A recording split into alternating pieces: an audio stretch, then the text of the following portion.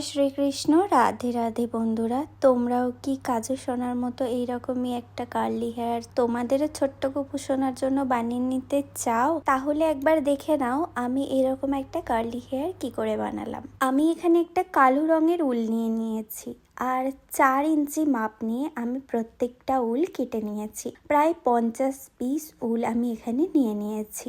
এখন তোমাদের কাছে যদি কুরুশ কাটা থাকে তো কুরুশ কাটা, বা উলের কাটা থাকলে উলের কাটা, যে কোনো একটা কাটা নিয়ে নিতে পারো।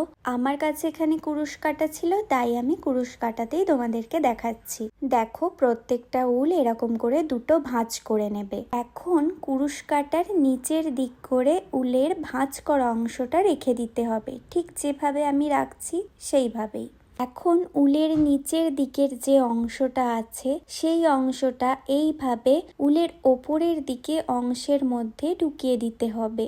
লক্ষ্য রাখতে হবে কুরুশ কাটা বা উলের কাটা উলের এই ভাঁজ করা অংশর মধ্যে দিয়ে যেন সরে না যায়। এখন প্রতিটি উলের কাটা অংশ যখন এই উলের কাটা বা কুরুশ কাটার মধ্যে সেট হয়ে যাবে, তখন একটা কালো উলের অংশ এরকম ছুঁচের মধ্যে পরিয়েই এই ছুঁচটাকে আগে থেকেই সেট করে রাখা এই কাটা উলগুলোর মধ্যে ঠিক এইরকম ভাবেই ঢুকিয়ে দিতে হবে এবং ছুঁচের সাথে একটু চেপে তারপরে ছুঁচে লাগানো উলটার মধ্যে একটার পর একটা করে সেট করে যেতে হবে, ঠিক আমি যেমন ভাবে করছি। এখন দেখে নাও প্রত্যেকটি কাটা উলই আমার ছুঁচে লাগানো উলের সঙ্গে সেট হয়ে গেছে। এখন ছুঁচে লাগানো উলটা দেখো ঠিক এইরকম ভাবে দুদিক বরাবর মেপে নিতে হবে, আর তারপর যতটুকু লাগবে ততটুকু রেখে বাকি অংশটা কেটে ফেলতে হবে। এবার দুটো দিক এইরকম করে ভালো করে শক্ত করে বেঁধে নিতে হবে।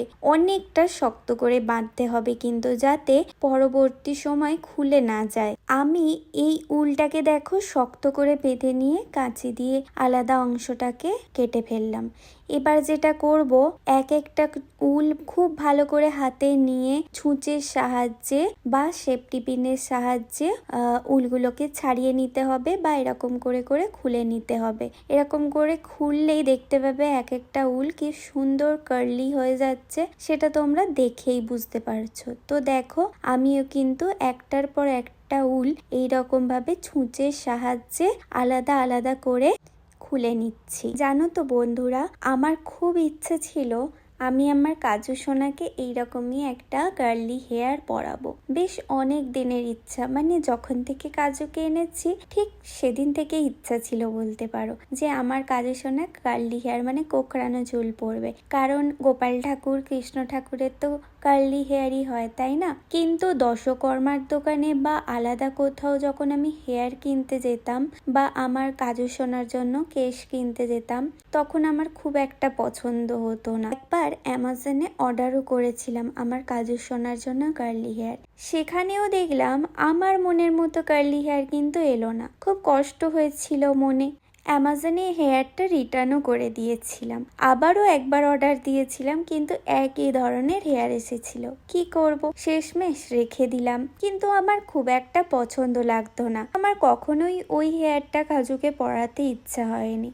একদিন ভাবলাম আমি কেন না আমার কাজু সোনার জন্য নিজের হাতেই কোকড়ানো চুল বা কার্লি হেয়ার বানাই, তাহলে তো মন্দ হয় না। আর যেমন ভাবা তেমনই কাজ, সেই মতো আজকে বানিয়ে ফেললাম আমার ছোট্ট কাজু সোনার জন্য এইরকম কোকড়ানো চুল। দেখো, আমার তো বেশ পছন্দ হয়েছে। তোমাদের কেমন লাগছে তোমরা জানিও আমাকে। আর তোমাদেরও যদি এরকম হেয়ার পছন্দ হয়, তাহলে তোমরাও তোমাদের গপু সোনার জন্য এরকমই একটা কোকড়ানো চুল বানিয়ে নিতে পারো। এই চুলটা বানানো যতটাই সহজ, গোপাল সোনাকে এই চুলটা পরে ততটাই সুন্দর লাগে। তাহলে চলো, কাজু সোনার আরো একটা নতুন সেবার ভিডিও নিয়ে তোমাদের কাছে চলে আসছে খুব তাড়াতাড়ি। জয় শ্রীকৃষ্ণ। রাধে রাধে।